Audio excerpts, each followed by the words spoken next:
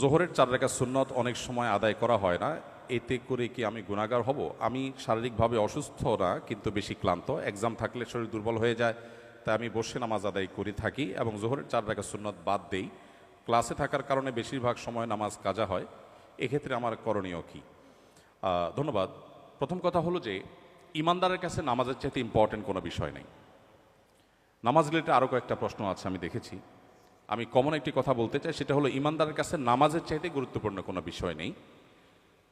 অতএব পড়াশোনার অজুহাতে কিংবা এক্সামের অজুহাতে কোনো অজুহাতেই নামাজকে পেছাবার বা নামাজকে বাদ দেওয়ার কোনো সুযোগ নেই।